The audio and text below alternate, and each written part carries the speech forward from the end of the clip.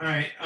Yeah, my name is Carlton Cartwright. I am the executive director for the Children's Coalition Incorporated, and we're interviewing Dr. Lewayne Johnson for the Veterans History Project, for the Library of Congress, and the American Folklife Center in Washington, D.C. Dr. Johnson, when is your birthday?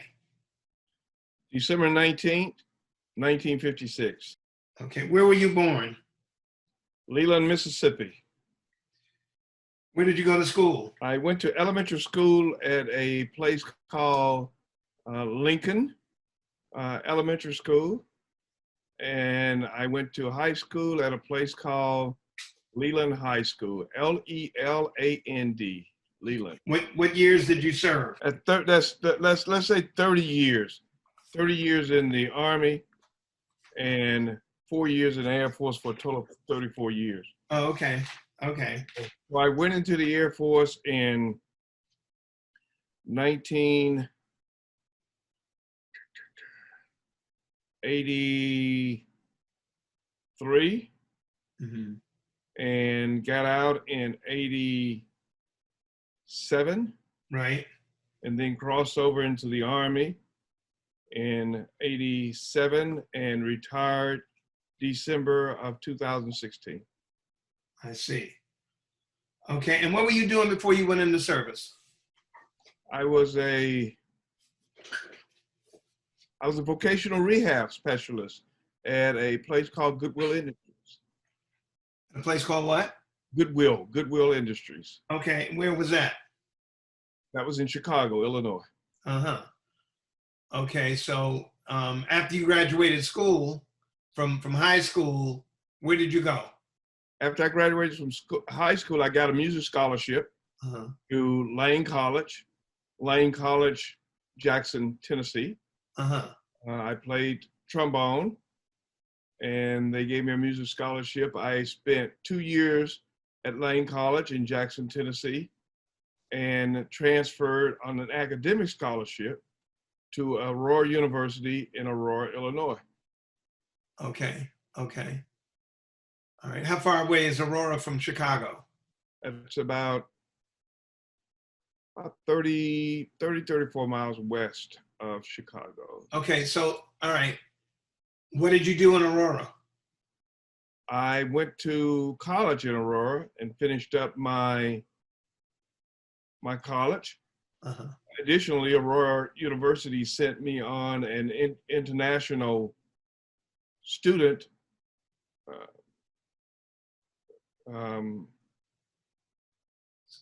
trip to Italy, Rome, Italy, and to Amsterdam, Holland. I was studying the fundamentals of Montessori education, noting that Maria Montessori, who was the founder of Montessori education, started out in San Lorenzo, Rome, which is a suburb of Rome, Italy. And so I went there pursuing information on her, learned that her son was in Amsterdam, Holland, and went to Amsterdam, Holland and met with Mario Montessori, who was alive at the time, came back to Aurora University and graduated in 1979 from Aurora University. How long were you in Italy? I spent 6 months in Italy. Okay, and so did you finish that degree? Yes, I did. It was a bachelor's degree. In what? In psychology. Oh, really? Okay. Why did I think it was music? Music, because I had a music scholarship to Lewayne College in Jackson, Tennessee, but after 2 years, I transferred to Aurora University on an academic scholarship. Okay. And so when I was at Lewayne College, I had a double major, which was psychology and early childhood development. Right. When I went to Aurora, they didn't have early childhood development, so I dropped that as a double major and picked up or pursued psychology. Got it. Okay. So that was a bachelor's in psychology. Okay, fine. So what did you do after that? After that, I went back to Chicago and I started working for Goodwill Industries as a vocational rehab specialist. And this was in '79. Mhm.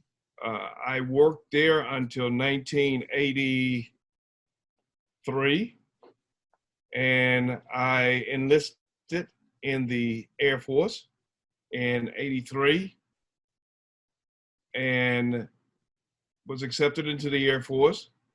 Went into the Air Force as a navigational aid equipment specialist. Now, this is an individual that works on the flight line, and he works on instrument landing systems that gives the aircraft the signal to come in, to land, and let them know whether or not the elevation is right with them coming in, and whether or not the descent, the angle of descent is right when they come in.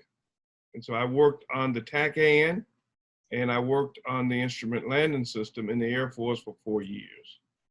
Did you go in as enlisted or as an officer? I went in as enlisted. Okay. Why did you choose that branch of the service? Well, I wanted my education paid for, first of all, because I was born and raised on a plantation in Mississippi, and we were sharecroppers, so we didn't have anything. And the only way I was able to go to college was to go to the cotton fields, chop cotton, and pick cotton, and get enough money to make a down payment on a trombone through the music director. I learned how to play the trombone and auditioned for a music scholarship at Aurora University. I was accepted at Aurora University, so I went there for 2 years. When I was there, of course, we didn't work. And when I graduated, I needed to find a job. And so I found a job in not navigational aid, but vocational rehab. And I wanted to go back to school. And at that time, there was very few opportunities for African Americans to go to school unless they had a sponsor. And my sponsor was the Air Force. And so I decided to go Air Force as opposed to Army, Marine, or Navy, just because there was an Air Force recruiting station very, very close to where I lived. Uh-huh. Okay. Okay. So where did you go to basic training? Lackland Air Force Base in Texas, San Antonio. Okay. How long was that? That was 8 weeks. Right. Yep. And what was your MOS again? My MOS, my FSC, we call it AFSC, Air Force. Right. Yeah, Air Force Specialty Code. It was Navigational Aid Equipment Specialist. How was basic training? Basic training was a little different, although, when you're growing up in the South, you understand how to behave, if you will. And so I didn't have any issues in basic training. I didn't have any conduct issues. I didn't have any performance issues in basic training. I was pretty good, well fit. Mm-hmm. And so I quickly realized that my basic training was about living for today and passing that milestone and then getting to tomorrow. And so when somebody came and got in my face, and they did, came and got in my face, I wrote it off as, hey, it's their job.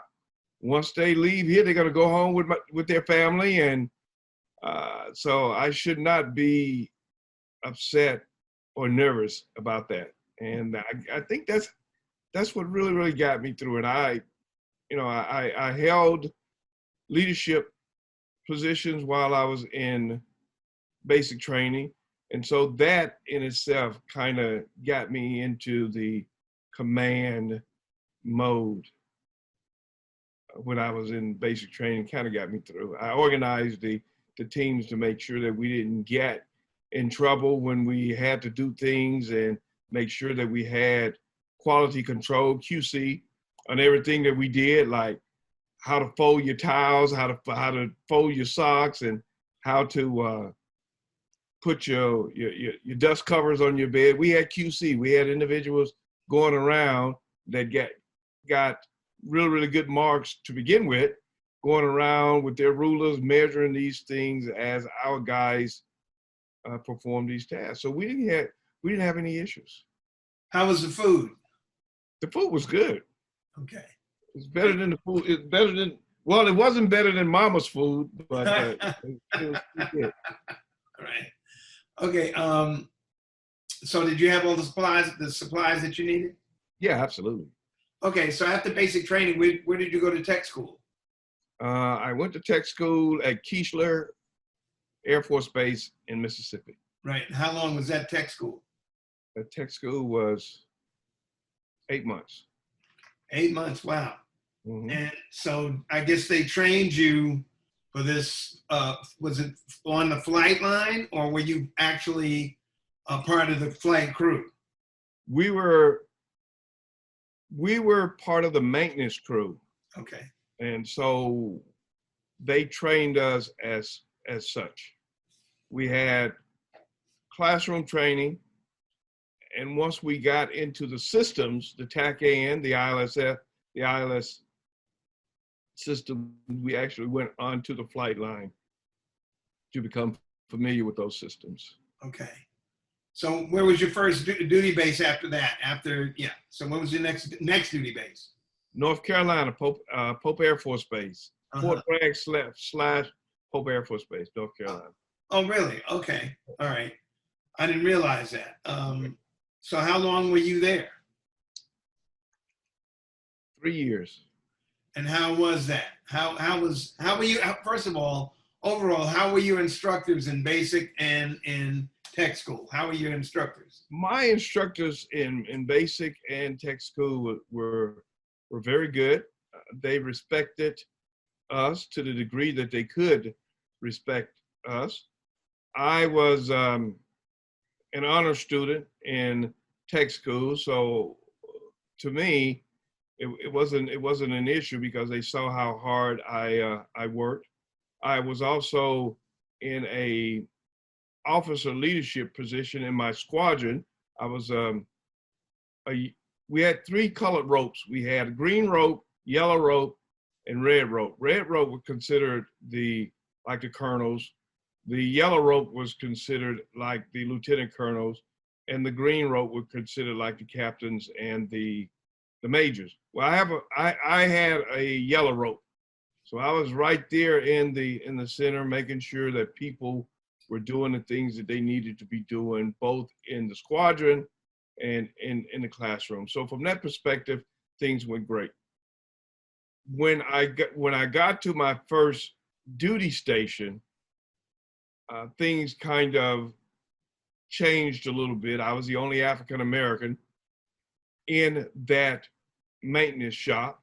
And in fact, when I was in tech school, I think there may have been 1 or 2 of us more. There weren't a lot in navigational aid. What year was that? This was 84. Okay. And so there weren't a lot of African Americans, and I'm just so happy that the diversity in the military, or rather there's a spotlight on diversity in the military, because back then it wasn't, and it wasn't unusual, at least for me, to run into one of those individuals, sergeant or master sergeant, that was blatantly racist, and I did.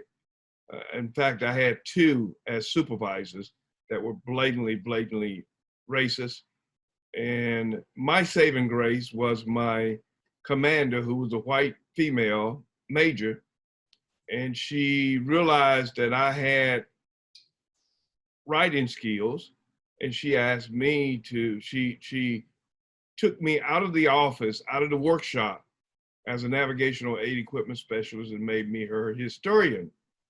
And as her historian, I went around and met with dignitaries on the base and made sure that if we had VIPs coming on the base, that and they were going to visit our squadron, that we were ready for them, and I took the history. And so that was what I did in my last 2 years.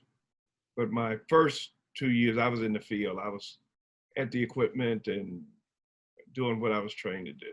So those are the issues that I had when I was at my first base in North Carolina. Okay. And after that, you separated from the Air Force? Yeah, after that, I didn't want anything else to do with the military, because I felt that I was really, really discriminated against when it came to promotions. I had Airman of the Quarter, Airman of the Year, and then when I applied for a promotion, it would get, a lot of times, I think 3 times, white males were promoted ahead of me. There was once when I also started my master's degree when I was working there, a master's degree in public administration at Walden University. And I got that master's degree, and I applied for a direct commission as a health service administrator on the base. I had to get a letter of recommendation from the health service administrator from the hospital, or the clinic rather. And when I contacted him, he was okay. I talked with him, he was okay. Then he brought me in for an interview. I was dressed in my dress blues, and the tone changed.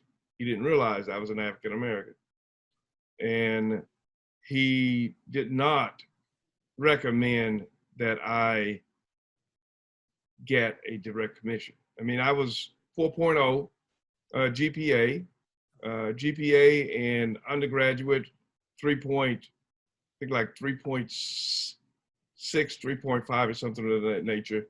Airman of the Quarter, Airman of the Year, all types of accolades, good NCOERs, because I was an E5 at the time. Right. Good NCOERs, and yet he said no after we had met. Mm-hmm. And so once my time was up, I did not re-enlist. I got out. But when I got out, I went back to Chicago, and I ran into a buddy of mine that was in the Army, and he convinced me to sign up with the Army. He said, "Man, come on over to the Army. What do you want to do?" And I said, "Well, I want to be an attorney in the Army." And I said, "But I don't have a law degree." And he said, "What do you have?" And so he hooked me up with a recruiter, and they sent me to school to be a legal specialist. Okay. And I lost rank from a 5 to a 4, but I did get my certification as a legal specialist. In the very next year, which was 90, I went to court reporter school in Newport, Rhode Island, and got my certification as a court reporter. And 2 months later, I was in Saudi Arabia. Okay. Yeah. And as a legal what? As a court reporter. Court reporter. Okay. All right. Yeah, I see. U.S. Judge Advocate. Yep. All right. So, did you finish? Where did you finish your master's? I have 3 masters. I finished 1 master's at Walden, not Walden, but rather, Walden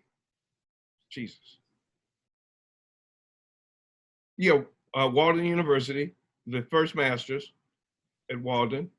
I have In what? in public administration. Okay. Okay. I have an MBA from University of Indianapolis in Indiana. And I have in what? An MBA in business. Okay. Yeah.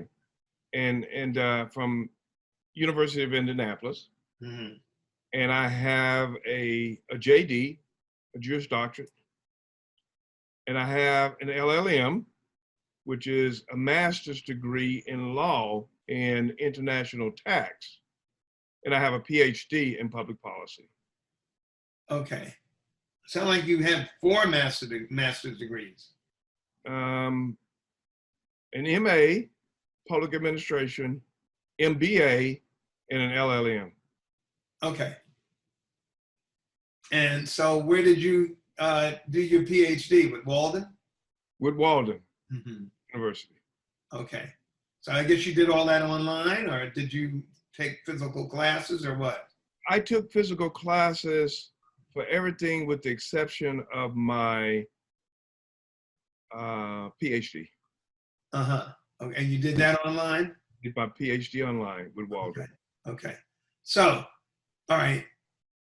You join the Army, you wind up in Saudi Arabia. Where did you go to basic training in the Army? I did not go to basic training in the Army. I negotiated with that, and I let them know that, hey, look, I'm not going to do this anymore. I've done it already, and we will either I'll take a rank deduction or reduction, but I'm not going to do basic training again. And they put me on a contract, and they allowed me to do it without basic training. Okay. So you immediately got orders to go to Saudi Arabia. I got orders to go to the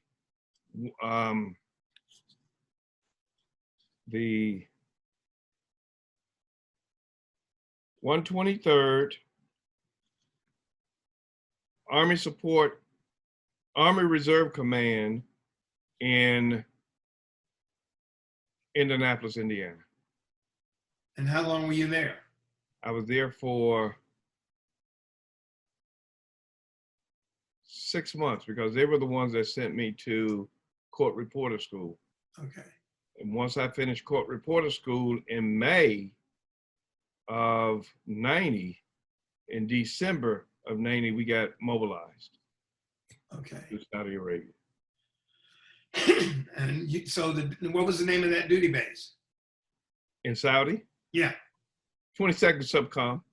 Okay. 22nd Support Command. We supported General Jones, who was the logistics general that supported General Schwarzkopf. Okay. All right. What city were you near in Saudi? We were in Dhahran. Okay. What is the capital there? Khobar. I think it's Khobar. El Khobar. Oh, is it? I'm not sure. And how far away were you from the capital? I'm just curious. We were like right down the street from the capital. It wasn't that far. Oh, you weren't far? Okay, cool. Now the capital of Saudi, I believe, is Riyadh. Okay. Yeah, it's Riyadh. All So right. we were about an hour drive from Riyadh. We were over on the Persian Gulf side. Right. Over by Bahrain, right across the bridge from Bahrain. How long were you there? How long was that tour? I was there from December, on my birthday, December 19th. We landed. Right. Until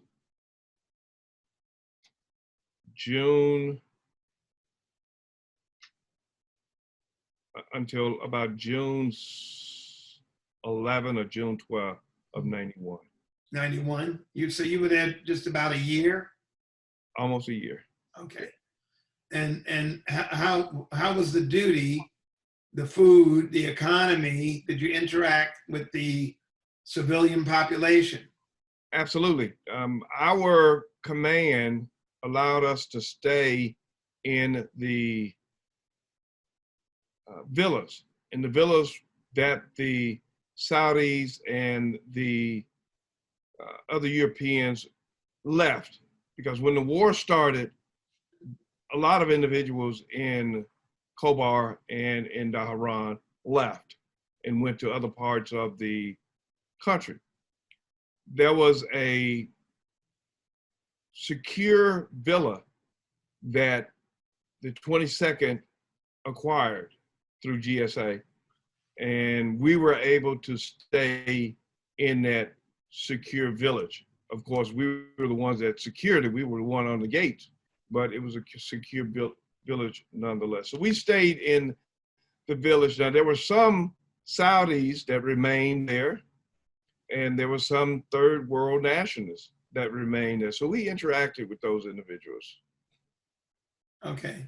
And of course, because we were headquarters in Dhahran, we interacted with a lot of the third world nationalists and the Saudis that came in to do business with us. Again, we're JAG, so we're over the negotiation of the contracts. So when we have to acquire some land or some camels or a few storage area or even a burn site, we have to negotiate with those individuals, and those individuals would come to our office, the JAGs, to negotiate those contracts. Okay. Okay. Did you ever see any combat? Absolutely. Absolutely. You did? Yeah, absolutely. I was the first responder to the Iraqi missile that killed 28 Americans. I was in the shopping center at the time when the alarm went off, and the bomb hit about 400 yards from where I was. The only thing that saved myself and other individuals in the shopping center was that there was a 3-story building, again, that housed Americans, that stood between us and the impact of the bomb. Now, the bomb hit a facility, a living facility that American soldiers were living in. It was like 8 o'clock at night. Individuals had turned in. Some of them were reading, some of them were riding home, some of them were just chit-chatting, playing cards, or whatever the case may be. And they were housed in a galvanized steel storage house, you know, where you store grain and stuff. Right. With a concrete floor. And so when the alarm went off, we looked up in the sky and we saw the streak of the Patriot chasing the missile. And we had seen it several times before because we had gotten bombed about 3 or 4 times in Dhahran. But this time the Patriot hit it and it separated from the booster rocket and it free fell on its program course into the barracks, broke through the roof and exploded, and then exploded again when it hit the floor. And it threw me to the ground. And the next thing I know, somebody had grabbed the back of my fatigues and said, "Hey, we got hit. We need everybody. We need everybody." And snatched me up, and we ran over there, and it was just awful. That was the most awfulest thing that I've ever seen.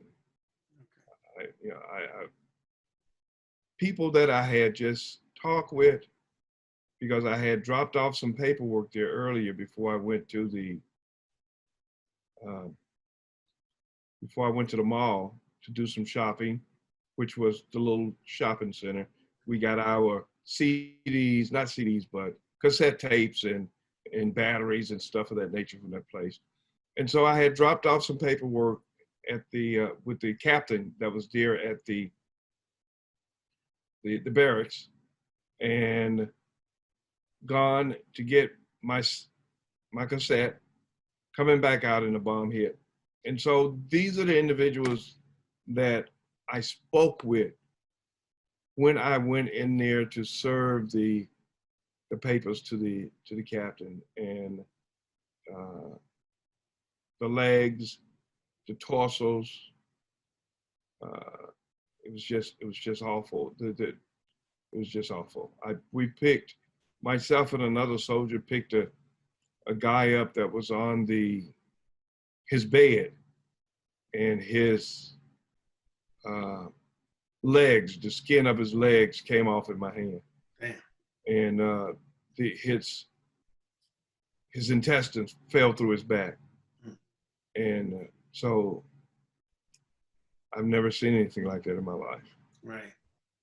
So that's the combat that I saw, in addition to seeing Scuds, or rather Patriots, chasing Scuds during the time that we were in line for the cafeteria,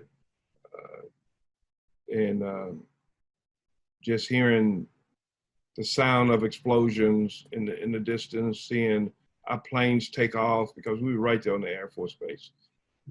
Seeing our planes take off and seeing individuals from the field, from the 1st Airborne, from the 101st Airborne, from the Airborne school that's in North Carolina, come in disoriented, ragged, and it was, I mean, just war is just ugly. It's just totally, totally ugly. And so that was my experience from combat, and it's just scary. I mean, it's just deafening when you hear something like that go off, and you know that there's absolutely nothing that you could do. You can't run anywhere. Right.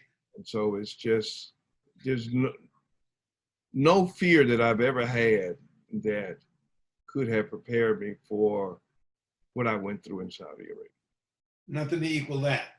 Nothing to equal that. Nothing. Absolutely nothing. Nothing. Okay, so where did you go after that tour? I came back to Indianapolis, and I continued my tenure in the Air Force, not the Air Force, but rather the Army. I requested a transfer to another unit in Blacklick, Ohio, which is the 9th LSO, Legal Support Organization. I stayed there for about 6 months, and then I applied for warrant officer school. And I applied for warrant officer school in 1995. Got accepted, went to warrant officer school, served as a warrant officer in Indianapolis for a short while, and then transferred to Florida. Okay. Transferred to where in Florida? To the 174th Legal Support Organization down in Miami, Florida. I was the warrant officer for the legal command. We covered all of Florida. We covered Alabama. We covered Georgia. We covered South Carolina. And so I was a legal administrator for that unit. I worked directly under the colonel, and I did that for 3 years. And then I was asked by a General Beck, to help out with warrant officer training for the legal command, because we had just stood up the legal command. And I said, okay. And I said, where's that? And he said, it's in Gaithersburg, Maryland. And I said, okay, where's that? And so I transferred to the legal command, and I became the G7, which is the training officer for warrant officers. And my focus was the focus of the commander of the Army, and that was inclusion, partnership with the active duty, and training. Okay. And so I stayed there until I retired. Can you tell me in a nutshell, what is the job? I know you did legal work, but what is the job of a warrant officer? A legal administrator is the chief officer, one of the chief officers in the legal command, in the legal area, and we're responsible for ensuring a collaboration between the enlisted and the regular officers, and we also are responsible for the managing programs and managing the logistics in the legal office. So anytime there's a need to bring in computers, anytime there's a need to bring in supplies, the legal administrative officer takes the point on that. Anytime it's necessary to coordinate training, the legal administrative officer takes the point on that. And so there's a lot of stuff that we do that are behind the scene, but we do it nonetheless. And I was able to talk with the personnel section of the legal command and get them to allow the legal administrative officers to be the point on the OERs and NCOERs, because we had some issues in getting them in on time. OERs, officers evaluation reports, and NCOERs is non-commissioned officers evaluation report. So that program is still into effect. I was also responsible for starting on-sites for warrant officers. So where we were physically stationed in Maryland, we had on-sites like in Washington State, in California, in Texas, in Miami, in St. Louis, all over the place. And so that was what that was one of the things that I was responsible for. Okay. And I was also responsible for partnering with Fort McCoy, Wisconsin, Fort Bragg, Fort Jackson, Fort Meade, to provide us with tactical training, such as Humvee rollover. How do you get out of a Humvee that's rolled over?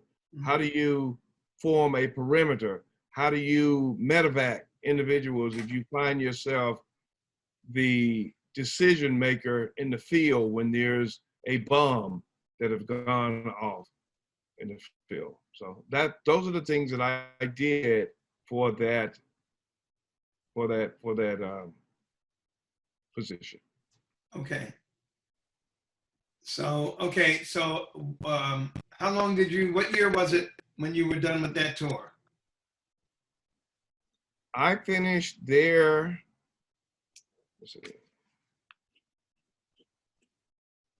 I finished there in 2014. Okay. And then I went back to the 174th in Miami in 2014 and stayed there until 2016. What did you do there? Where in Miami? Where is that? It was near Lakeshore, Lakeshore. Miami Lakes. Miami Lakes. Okay. Yeah, very close to the stadium where the northern end. Yes, absolutely. Yeah, gotcha. And so around 200th Street. Huh? Around 200th Street. Exactly. 199. Yeah. The hood. We were right there in the hood. Really? We got Liberty City. You were near there? Huh? Liberty City? Yes. Okay. Yeah. And so I stayed there for 2 years, from 2014 to 2016. And my focus was the same focus that I had at the legal command up in Maryland, but on a smaller scale.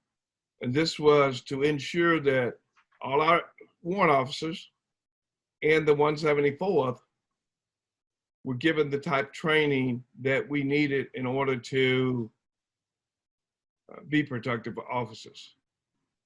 Okay. So, all right. up until this point, I guess you had everything that you needed. You had all the supplies that you needed Yep. in situations. Okay. And how was the food in the Army compared to the food in the Air Force? There's no comparison to the food in the Air Force, man. I'm telling you.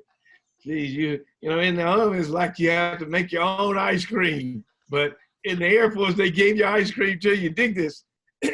In basic training in the Air Force, you march to the firing range, and when you get to the firing range, they handed you your gun, they loaded your gun for you, they leveled your gun off, and you just pull the trigger. Right. And then you gave the gun back to them. In the Army, you took your gun with you. In fact, you put your gun in the bus that you was in, Right. rode up to the firing range, got your gun out, loaded your gun yourself, and did everything yourself. So in the Air Force, they treat you like you're gonna die tomorrow, and you may, but it was just amazing. I'm telling you, the environment is really, really different, totally different. All right. So where were you? Where was that last duty station?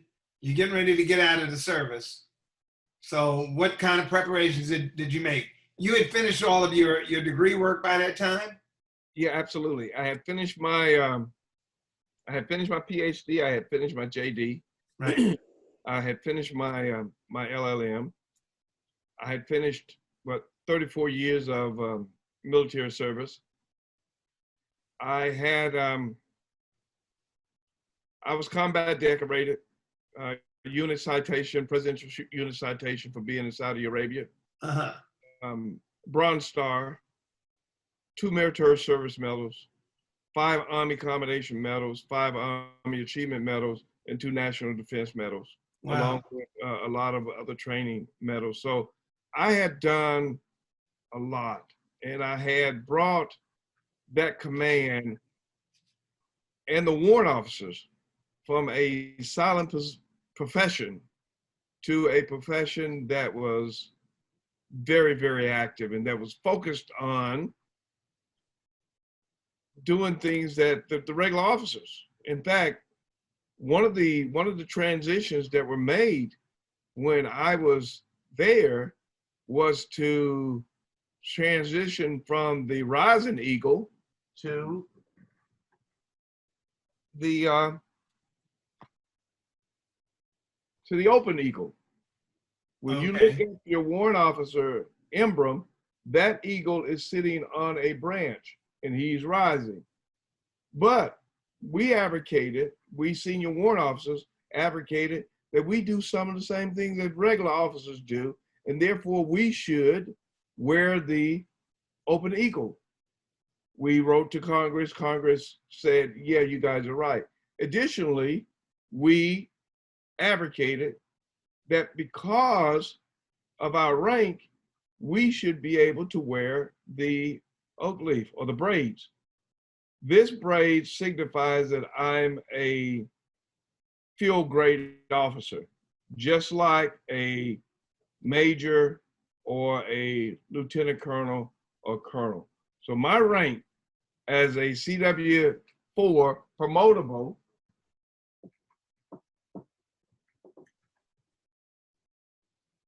a CW4P is comparable to that rank of a colonel. Oh, okay. And that's how they looked at me when I was in the reserves, as a senior officer comparable to a colonel. Okay. Okay, so where did you go when you got out of the service? When I got out of the service, during the time I was in the service, I was also working with the federal government, Department of Navy. And I was doing reserves on the weekend, one weekend a month. And so once I retired from the military, I continued my job, and I do, currently as a Deputy Assistant Program Manager of Logistics for Foreign Military Sales. And what that entails is that I manage the logistics for the programs for the U.S. Navy, who's making sales to Saudi Arabia, Brazil, Australia, Denmark. Did you say Denmark? Denmark. Okay. Yeah. And so this is what you've been doing for the last 4 years now. For the last 4 years. Right. Yeah. Yes, I just changed over about 6 months ago to a directorate that we call PDS, which is Program Directorate Surface. So instead of dealing with aircrafts like I was dealing with initially, to include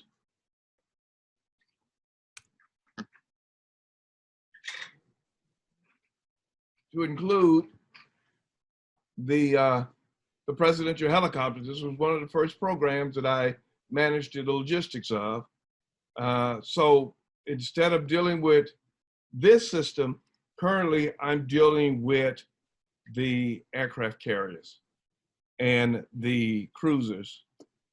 In fact, my team has just gotten an award from the Navy for providing the training that what's the name of that ship? The USS Chancellorsville crew used to avoid a near collision in the Philippine Sea on last year. So that training that we gave them was the training that they used to avoid a near collision with a Russian ship in the sea.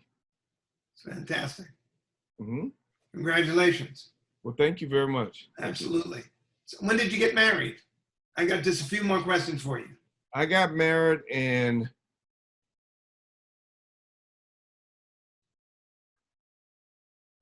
shit. Uh-oh.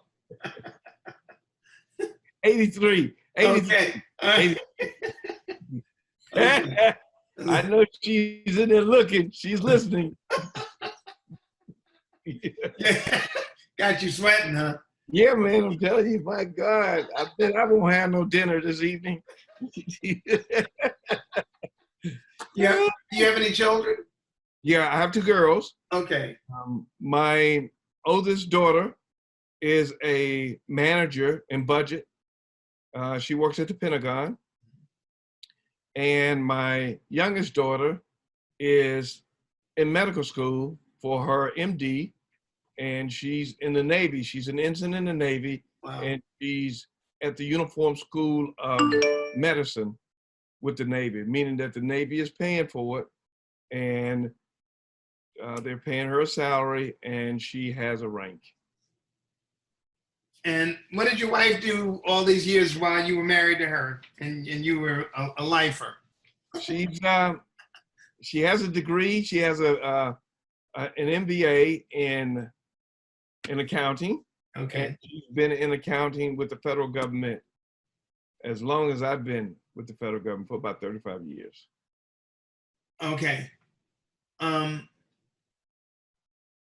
So where did you raise your children? Well, throughout, huh? I guess. Yeah, throughout. My oldest daughter was born in Chicago. Right. My youngest daughter was born in North Carolina. Okay. All right.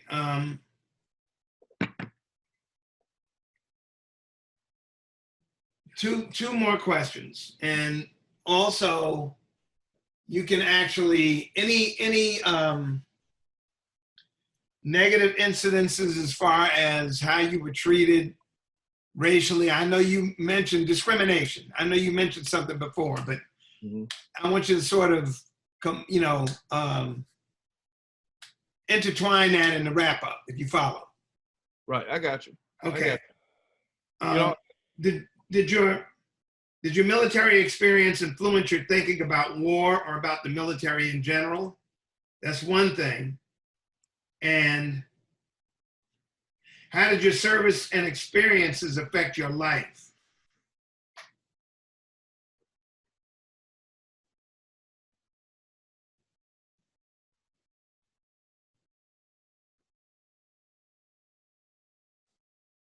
Are you there?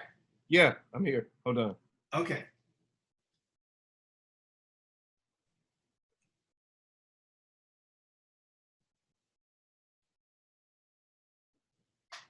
All right.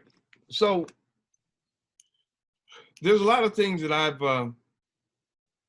there's a lot of things that I've done, especially since when I was out of the military. Currently, I'm the president and founder of the Osceola County Democratic Veterans Caucus of Florida. I'm also the president and CEO for the Florida Coalition to Prevent Veterans Homelessness. And I'm also partnering with the mayor of Kissimmee to create a mayor advisory, a veterans advisory board for the mayor, and we're looking at creating a diversity council for Kissimmee. I think that my job in the military, or my experience in the military, gave me the leadership skills that I need, and also gave me the confidence that I need to go forth, and the foresight that I need to go forth and express my vision of how we need to help those individuals that are less fortunate than ourselves, especially individuals that have given their lives, or individuals that have put their lives at risk to support and defend the Constitution of the United States. I think that had I not gone into the military, I wouldn't have the seasons that I've had, nor would I have the strategic thinking ability or the collaborative skills that I have to talk with people and to get things rolling. When I was in Mississippi, again, I grew up in a small town in the 60s, and in the Delta of Mississippi, it was the most segregated place on earth. It was the most discriminatory place on earth. There've been more hangings in the state of Mississippi, or lynchings in the state of Mississippi, than there has been in any other state or country in the world. Individuals such as Medgar Evans, individuals such as Emmett Till, their deaths. The individuals, the three guys that came down to promote voting down in Mississippi that were later found in a landfill, their deaths occurred in Mississippi. Additionally, at the age of 13, my best friend was found buried in a trailer of cotton, dead, because he accepted lemonade from the daughter of a plantation owner. My uncle was assassinated by the KKK because he argued with a white man in public. These are the things that we had to go through. We had to go to the theater where there's a white entry on the ground floor and an entry for colored people up the side of the building, up the stairs. It didn't matter whether or not it was raining. If we wanted to get into the movie theater, that's how we had to go, while they could walk right in and walk into the lobby. The whites only fountain in the doctor's office, and the colored only fountain in the doctor's office were joined, but the overflow of the water from the white only fountain was the water that we drank from the colored only. There was a young lady, Betsy, I believe her name was Bessie Ross. not the girl that did the flag. She's a black blues singer. And she had an accident in Clarksdale, Mississippi, 40 miles from my home. And the hospital refused to take her because she was an African American.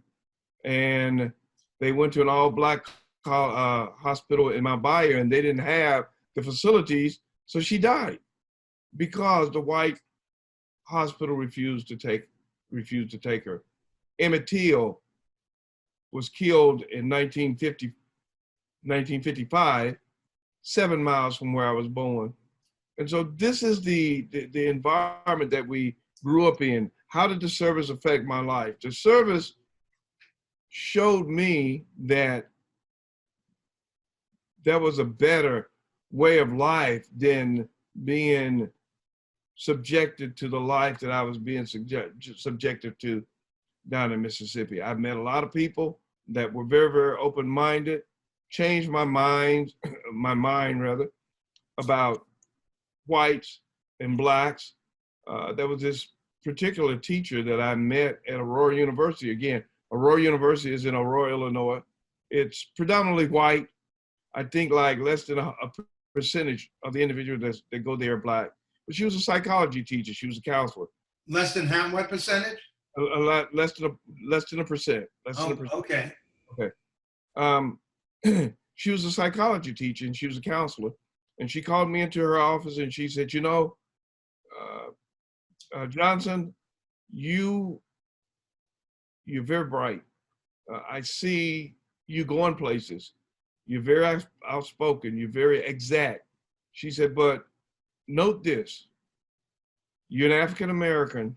And she said, I don't mean to say this in a trite way, but you're an African American and you're an educated African American. So you're trapped between two worlds.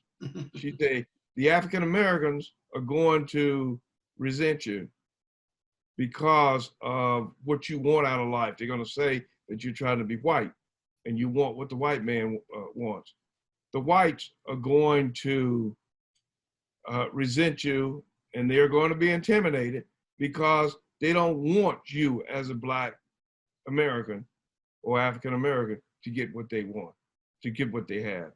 So you're going to be trapped between those two worlds. And Carlton, I've seen that. I've seen that time and time and time again. I saw it with Martin Luther King. I saw it with Jesse Jackson. I saw it with Barack Obama. I saw it with Colin Powell. You know, it's any of these individuals that are successful have to go through that same initiation. And it's only the ones that are strong and create a purpose in life are the ones that endure. And what is my purpose in life? My purpose in life, since I've gone through the military and since I've suffered the things that I've suffered, discrimination, I should not have had to file an appeal with the Military Board of Records to get my CW-5. My CW-5, I should have gotten a call from my command saying, hey, Johnson, you on the list for the CW-5 in September of 2016. I should have got a call from the command because that was the protocol. I should have gotten a call from the command and said, you're on the list for CW-5. We realize you are going to retire in December of this year. You only need 30 days to serve in the position. We have an opening. We're going to put you in that position. We're going to give you a 5. Come December, you're going to retire. I found out that I was on the list for CW-5 February of 2017, after the board had met in August of 2016.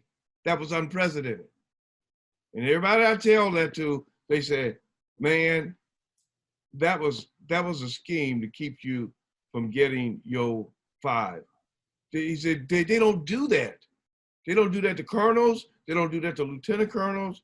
They don't do that to anybody. They give them a call. They give them due process. They give them an opportunity to decline or accept, and life goes on.